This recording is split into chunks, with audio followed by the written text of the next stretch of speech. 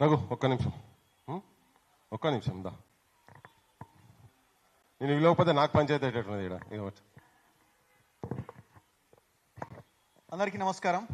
So నేను పెద్దగా ఏం టైం తీసుకోను, జస్ట్ ఒక 1 minute మాత్రమే. వర్గీకరణ జరగాలి, సుప్రీంకోర్టు ఇచ్చిన డైరెక్షన్ని అమలు చేయాలి అన్న కోణంలో అక్కడికి వెళ్ళాలా?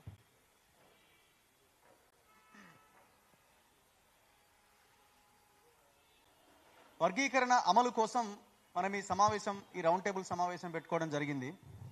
ఇక్కడ బీసీ మేధావుల సంఘీభావ సభ అని మనం అనుకుంటున్నాం. సో ఈ నేపథ్యంలో నేను చెప్పేది ఏంటంటే, మనం ప్రతి సందర్భంలో మాట్లాడుకునేది బహుజన రాజ్యాధికారం గురించి మనం మాట్లాడతాం.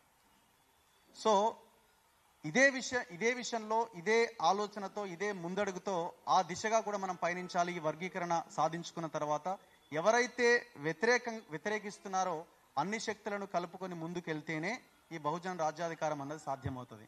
సో దీన్ని మనం పరిగణలోకి తీసుకొనే ఖచ్చితంగా అడుగు ముందుకేయాల్సిన అవసరం ఉంది.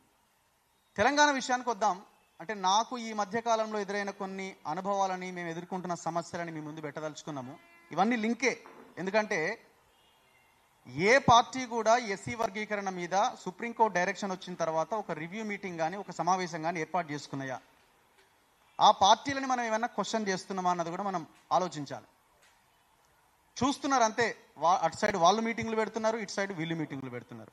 అన్నీ గమనిస్తున్నారు, కానీ నిర్ణయించాల్సింది, డెసిషన్ తీసుకోవాల్సింది, సమాజాన్ని ముందుకు నడిపించాల్సిన బాధ్యత పార్టీల మీద కూడా ఉన్నది. మరి ఆ పార్టీలు ఏ డైరెక్షన్లో వెళ్తున్నాయి? వాళ్ళు ప్రశాంతంగా గమనిస్తూ ఉన్నారు. అండ్ ఇంకొక భయంకరమైన విషయం ఏంటంటే, తెలంగాణలో అన్ని పార్టీలు కలిసే ఉన్నాయి. ఇది మనం ప్రధానంగా గమనించాలి. అన్ని పార్టీలకు ఒక కామన్ ఎజెండా ఉంది. ఆ ఎజెండా భూమి చుట్టూ తిరుగుతున్నది. భవిష్యత్తులో జరగాల్సింది భూపోరాటం జరగాలి. మిగిలిపోయిన భూమిని పేదలకు పంచకపోతే విదేశీ శక్తుల్లోకి వెళ్ళిపోతుంది తెలంగాణ. రాసిపెట్టుకోండి మీరు. మేము గ్రౌండ్లో తిరుగుతున్నాం కాబట్టి అంశం గురించి మాట్లాడుతున్నాం. మొత్తం భూమి అన్ని పార్టీ నాయకుల చేతుల్లో ఉన్నది. ఆ విషయంలో మాత్రం ఎక్కడా పార్టీలు మాట్లాడే. రేవంత్ రెడ్డి అంటాడు కేటీఆర్ని లోపలేస్తా అని 55 కోట్ల చుట్టూ తిప్పుతున్నాడు. కానీ కేటీఆర్ బినామీ కంపెనీల జోలికి పోతలేరు.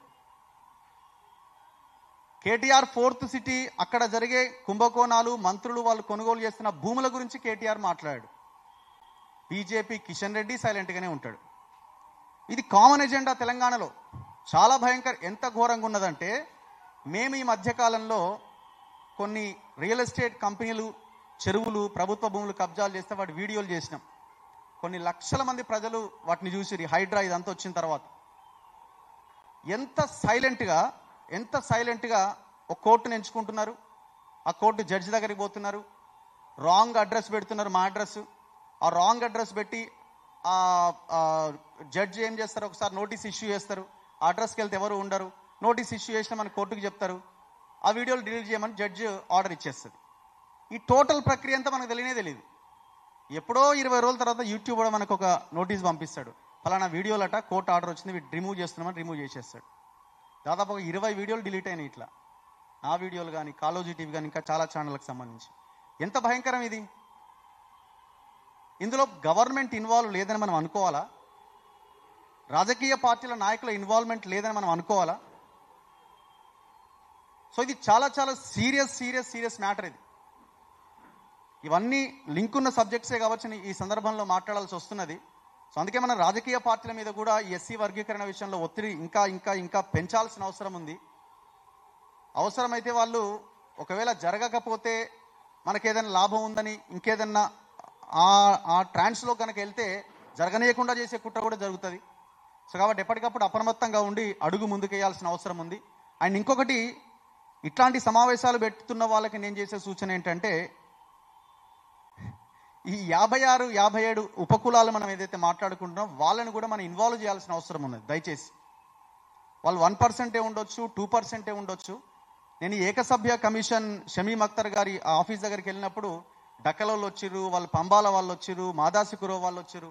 అరే మేము క్యాస్ట్ సర్టిఫికేట్ కోసం మేము ఆర్డీఓ దగ్గరికి పోవాలని అడుగుతున్నారు. ఎంత భయంకరమైన విషయం ఇది! కులం సర్టిఫికేట్ కోసం మనం ఎంఆర్ఓ ఆఫీస్కి వెళ్తే వాళ్ళు ఆర్డీఓ ఆఫీస్కి వెళ్ళాలి. వాళ్ళు మాదాసి కురువల్ని కురుమల జాబితాలో కలిపేసిరి కులగణన ప్రక్రియలో. మళ్ళీ వాళ్ళు గొడవ చేస్తే మళ్ళీ దాన్ని ఆప్షన్ చేంజ్ చేసిరు. సో వాళ్ళ సమస్యలు కూడా పరిగణలోకి తీసుకోవాలి. వాళ్ళు కూడా ప్రతి రౌండ్ టేబుల్ మీటింగ్స్లో ప్రతి సదస్సులో వాళ్ళు ఉండేలాగా మనం చూసుకోవాల్సిన బాధ్యత మన మీద ఉన్నదన్నది నాకు అర్థమవుతున్నది. సో దయచేసి దీన్ని గమనించాలి. ఈ అవకాశం ఇచ్చిన పృథ్వీరాజ్ గారికి థ్యాంక్ యూ. తప్పకుండా రఘు, కొంచెం విస్తృతంగా ఇంకా కొంచెం డీటెయిల్ ఒక 1-2 days అయితే అందరినీ డెఫినెట్ గా పిలవచ్చు. ఇది కేవలం ఏంటంటే ఒక ఇంటెలెక్చువల్ మెసేజ్ సమాజానికి ఇవ్వాలనే ప్రయత్నం చేసినాం. చాలా మంది మేము పిలవంగానే వచ్చిన వాళ్ళు చాలా మంది ఉన్నారు. మా తొర్రూరు నుంచి క్రాంతి, బుచ్చిబాబు కావచ్చు, యంగ్ లీడర్స్, తర్వాత అన్న ఎంప్లాయీస్